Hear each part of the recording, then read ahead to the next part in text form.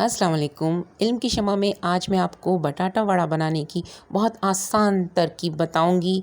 बहुत easy recipe की मदद से आप अपने घर में इजीली बटाटा वड़ा या आलू की कचौरी, जिसे आप आलू की कचौरी या खट्टे आलू के पफ भी कहते हैं, ये आप आसानी से बनाना सीख सकते हैं। आलूओं को अच्छी तरह धोने के बाद उबाल लीजिए। जब आलू बहुत अच्छी तरीके से उबल जाएं तो इसका छिलका उतार कर इसे बहुत ही आसानी के साथ मैश कर सकते हैं। आप किसी भी मैशर से या हावन दस्ते से या चॉपर से या फिर किसी भी चीज़ की मदद से आप इसे अच्छी तरह से मैश कर लीजिए और फिर इसके अंदर आपको मिलाने हैं कुछ मसाले।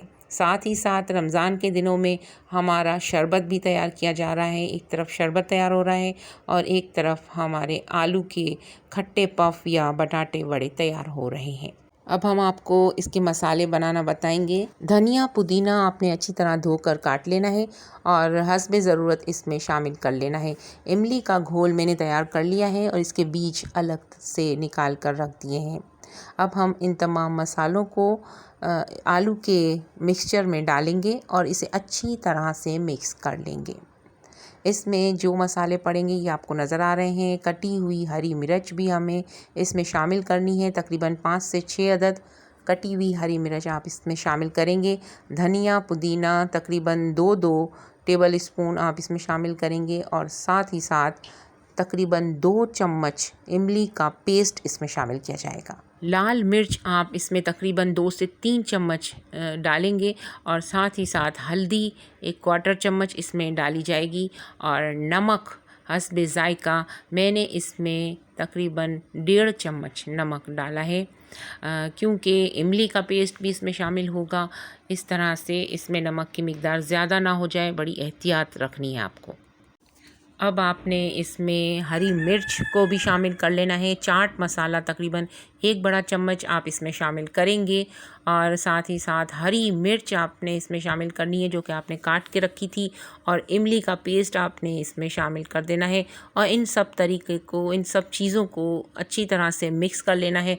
जिस तरह आप आटा गूंथते हैं इस तरह से इन तमाम चीज़ों को इसमें डालकर आपने मिक्स कर लेना है और इसके बहुत ही दरमियाने साइज़ के बॉल बना लेने हैं, जैसे कि कोफ्ते बनाए जाते हैं इस तरह से इसके बॉल तैयार कर लेने हैं। बॉल तैयार करके कुछ देर इसको रख देना है ताकि ये बॉल थोड़े से ड्राई हो जाए और फिर चने के आटे के घोल में आपने इसको डालकर डिप करके फिर इसको फ्राई करना है। चने के आटे का जो घोल बनेगा इसमें आपको याद रखना है कि बेकिंग सोडा 1/4 चम्मच और 1 टीस्पून इसमें नमक शामिल करके आटे का जो है चने के आटे का थोड़ा गाढ़ा पेस्ट तैयार करना है। अगर ये बारीक पेस्ट होगा या पतला पेस्ट होगा तो ये सही तरीके से इसको कवर नहीं करेगा और फिर ये आलू के जो बॉल होंगे वो टूट जाएंगे। याद रखिएगा जब आप इसको फ्राई करें तो तेल सही तरह से गर्म हो चुका होना चाहिए। ठंडे तेल में आपको इसे नहीं डालना बिल्कुल भी, वरना ये टूट जाएंगे और पूरे आलू के अंदर ये टूटे हुए बिखरे हुए आपको नज़र आएंगे।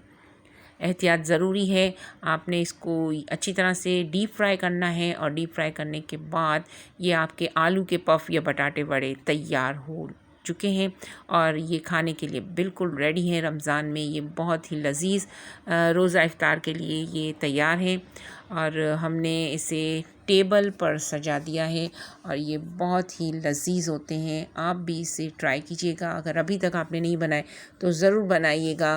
वैसे ये बहुत से घरों में बनाए जाते हैं।